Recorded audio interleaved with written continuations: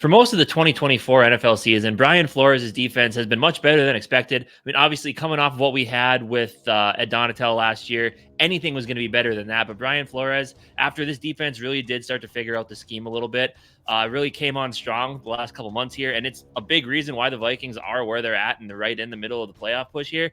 Obviously, a bit of a downer last week, allowing 21 points in the fourth quarter, but we're going to need to see some of that Brian Flores defense if we want to have a shot against the Detroit Lions this weekend. Yeah, first, I want to thank everybody for watching. Hit that like button, hit the subscribe button if you like what you're seeing here. Appreciate it big time. Yeah, dude, I mean, he's changed everything about this team, and I've been saying it lately that it sucks that we're having such a weird year and Kirk Cousins goes down, and if Flores isn't here next year, it's always going to be like, man, that Flores year, unless someone comes in and they're able to take over where Brian Flores left off or whatever, but it's always going to be like that. So it is like, you really want Flores back again, because it was like, dang, we had a guy that, I mean, in recent weeks, we were like top 5 in defense, and that was extremely unexpected after being the worst scoring defense in the NFL last year. And it just shows how much he has done for this team by himself. And I mean, he has a big test. I mean, he's coming off of a game where the first half was amazing and as good as defense you could ask from all the players and him as a head or defensive coordinator. But then the second half was just completely different at the end, allowing 3 straight touchdowns after not allowing a single one in the past 3 games.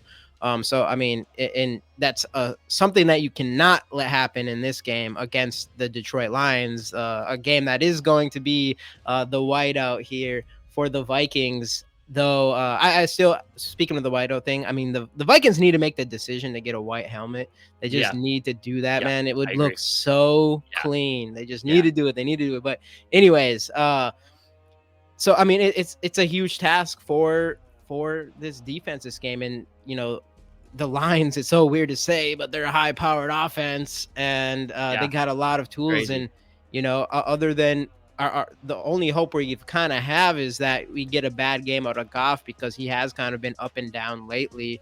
And Brian Flores coming in here and being able to be such a defensive mastermind and scheming so well against all kinds of different teams, you know, it's going to be important that he comes and does that this game. Yeah. And coming into it here, both sides are, if you look at what happened last week, it's not in the favor of the Vikings, right? Because obviously Flores, we talked about the fourth quarter of that game already. The Lions putting up 42 on the Broncos. I mean, Jahmyr Gibbs, 100 yards. David Montgomery, 85 yards. You have Amon-Ra St. Brown, 112 receiving yards, touchdown. Sam Laporta, who's been phenomenal this year. Still not the best Iowa tight end. Still not the best Iowa tight end that's going to be in this game, though. We have to remember that. And not even the best Lion right now. Not even the best tight end that's played for the Lions either. Right. But obviously then, of course, so huge games from all those guys. They do have Jameson Williams, who's starting to come around a little bit. So, I mean, and let's be real here. Like, this defense is going to have its absolute hands full. These aren't the same old Lions, but you're at home in a must-win divisional matchup. You know, it's gotten to the point now where you let a couple ones you had slip away, so your backs are really against the wall now. There's no more room for error. And it all starts Christmas Eve, whiteout game against the Detroit Lions. The fans need to show up and show out and bring the noise. Let this defense hear you. Let the offense not be able to hear anything. Because the thing is with Jared Goff, as you said, he is up and down. And he's shown time and time again that if you get some pressure on him and you get in his face, you rattle him around a little bit, he will make mistakes. I mean, he's thrown, he was on a streak of multiple interceptions, I believe, a couple games in a row. Before this last one against Denver. So you can get to him. He's much worse on the road than he is at home. So that's where it all starts here. Brian Flores needs to get back to being that, bring back the aggressiveness, get to Jared Goff, make him make mistakes, and don't give him enough time to get the ball to his playmakers. Because these guys, this team is there's a reason that they're 10-4 this season. And it is because of that offense. I mean, defense, we'll talk about them a little bit later on. They do have some pieces there, but first and foremost is going to be Brian Flores. And I mean, I 100% trust he's going to come in with a good scheme, and he's going to find a way to slow down these Lions offensive weapons, mainly because we have to for this team to be successful this game. Yeah, I mean, this is a game that I am even with Brian Flores and how good he's been. I'm expecting a higher scoring game here. That's kind of what the Lions have been doing this season. I think it's going to be the same. I think we're going to do our best to like you said, like I mean, goal number one, in my opinion, as if we're going to win on defense, it is creating that pressure on Goff and trying to create some turnovers and some mistakes. But the other one is like doing whatever we can to stop Jamar Gibbs and David Montgomery, as they've just, I mean, they've probably been the best running back duo in the entire NFL this year. And I mean, they're insane. And especially up the middle with Montgomery.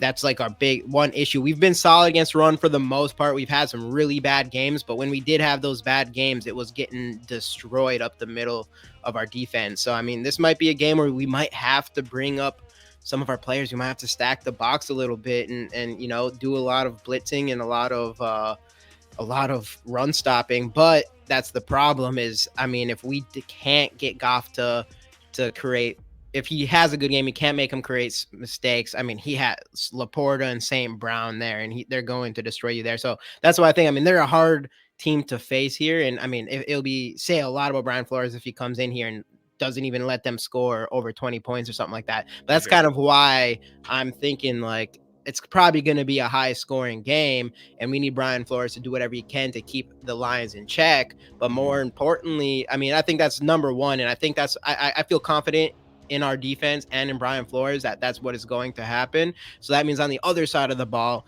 with Kevin O'Connell in this offense is we're going to have to go out and score points on them. And at the end of the day, if it's going to be high scoring, it's going to come down to our offense taking advantage of their defense and honestly like really mediocre coverage game, which is almost maybe the only weakness that this team has right now. Sure. And that's something that we need to exploit. I mean, and obviously, yeah, having Aiden Hutchinson on there, Yeah.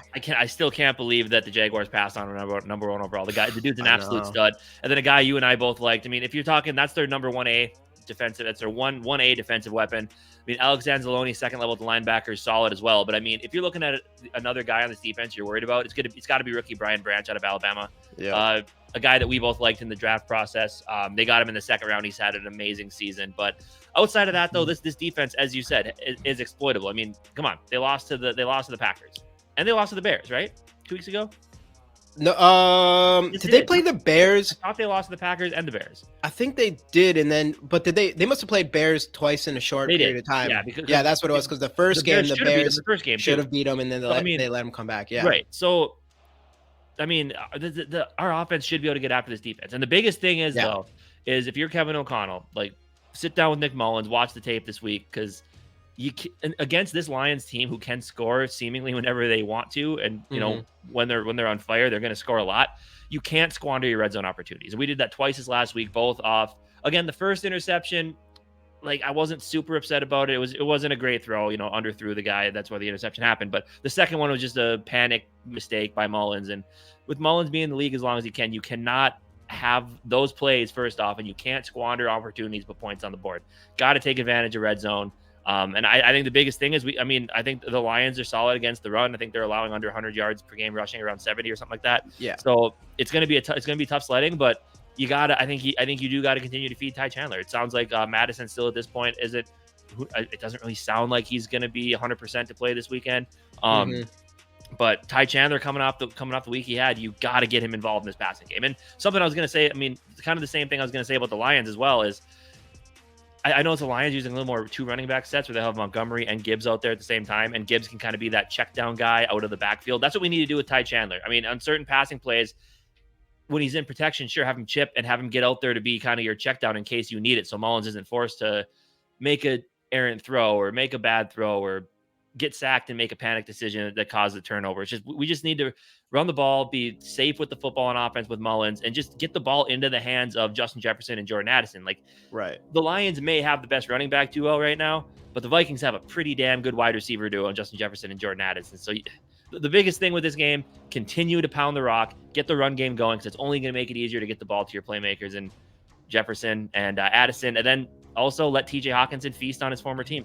Right. Show Sam Laporta who the real Iowa tight end one is right now. Yeah, and if I'm TJ Hawkinson, I mean, I'm sure he likes. I mean, anytime you get to play against your old team, you know, it's a good opportunity to, you know, prove something. And TJ Hawkinson's kind of like that kind of guy. So I'm hoping that he comes in here and really wants to have a good game himself. And like you already said, I mean, Justin Jefferson and, watching what Jordan Addison was able to do when there was a quarterback that was able to get the ball to him. I mean, it just shows how explosive this team can really be and how much of an impact Justin Jefferson makes when he's on this offense, regardless if he has the ball or not. So that's a big thing for this game I mean, honestly, I mean, the key to this game, and it's I mean, it's obvious again. It obvious as it gets, and it is really comes down to Nick Mullins, because I do think I do think that we're going to see enough out of Brian Flores to keep their offense in check as best as he can, and it's going to come down to our offense. But it is going to come down to Mullins and not making some mistakes like he did last week, taking care of the ball. But at the same time, against a team like the Lions and how good they've been this year, I still want him to play his game, and he might have to take a couple chances if we want to win this game. But, I mean, you do have to be safe and ultimately get the ball into our playmakers' hands. And you're talking about Ty Chandler and Madison. If Madison is good to suit up or whatever, I think you just roll with Ty Chandler as like the feature back, and then you can bring Madison in as the backup. Now you have to do that, and we want to get that run game going as we seen last week. I mean, as soon as that started pushing early in the game, you weren't worried as much about the pressure coming on Nick Mullins, and people were able to get open, and it created a lot of opportunity for our offense.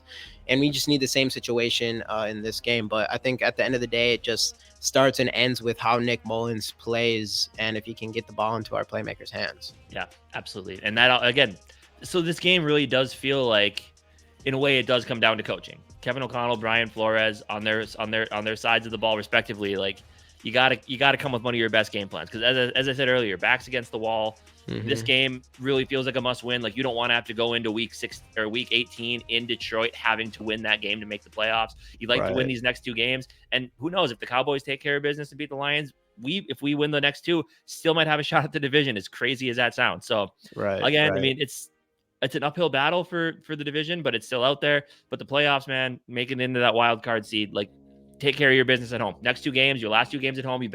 Vikings have been disappointing at home this year. Let's be honest. Yeah. Got to take advantage of your last 2 home opportunities, and both on holiday eves, Christmas Eve, New Year's Eve. Give your fans something to cheer about. Mm-hmm. Go beat the Lions. It's what you absolutely have to do. And it's going to be a fun one, though. I'm actually really looking forward to this game. I think if Mullins plays like he did last week and limits the turnovers, obviously, this could be a high-scoring, fun affair, because, as I said, I thought our offense looked really efficient under Mullins, and he made good decisions most of the day. It was 2 decisions he made that really kind of tanked the game, and then Kevin O'Connell, say what you will about the quarterback sneaks at the end there, but I thought he called a good game as well. So we can keep that offense going. Defense gets back to where it was. This Lions team is beatable. Yeah. There's holes in the armor, so we can get I still like our offense. I still like your offense. I mean, if you take with the whole Goff and Nick Mullins thing, I guess that's another debate right now. But I mean, you take them out of it, I'm liking our offense better than theirs at the end of the day, and I'm liking our defense. We have been probably the better defense overall, most consistent defense in comparison to them. So I mean, it's definitely possible. I do think it's a weird season, but I do still think that we have a team that, if they're playing on all cylinders, I mean, I think we can beat almost any team in the NFL. And we should have beat the Eagles. We did beat the 49ers, who is probably considered the number 1 team right now. And, we've shown that we have the talent to do that. Obviously that was with Kirk Cousins, but still, we just have so much talent, and in the way that Brian Flores has turned around this defense, I think we can beat any team. It's just, we can't make all these mistakes. We've been saying every week, especially with the turnovers. But. For sure. All right. So do the Minnesota Vikings get this one done? Winter whiteout game at home, Christmas Eve. Do they do it? I'm going to say yes. We have to. I mean, the last 3 games of the year, a weird season. If the Vikings are able to pull off these last 3 games with W's, it kind of makes you feel good about the rest of the season and how of a roller coaster up and down it was, all the highs and lows. But if we come out and finish this one high, it's going to be the big difference. If we come out and we lose these last 3 games or go 1 for 2 in these last, it's just a big disappointment overall. But if we come out and win the next 3 games and we're going to playoffs like that, we're feeling good. We beat the Lions, who, I mean, became the biggest shit talkers in sports, which, I mean, I don't blame them, I guess. But yeah, you guys need to chill out. So I do think we're gonna do it, and maybe it's because I really want us to. I definitely think we can, but I'm gonna say a high scoring game for scores, and I know I liked 27-24. A lot of people's going with that, so I went with 28-24. 28-24. Vikings. Okay. I'm going with a repeat of last year's winter whiteout game. Minnesota Vikings win this game 27-24 off of a Greg Joseph 60-yard game-winning field goal. There it is. Let's get this one done. Let's go. Let's get some good vibes going back again, going into a week Packers. after that against Packers at home on New Year's Eve. This Yep, must-win yep. game. Got to get it done. Need everybody to be at their best. If you're going to the game, seriously, wear your white. Yep. Deck that place out. Be loud. Be proud. Get these guys amped up. Let's go win this game. Thanks you guys for watching. Make sure to hit the like and subscribe buttons, and we'll see you guys next time right here on the GG Sports Podcast. Skol Vikes.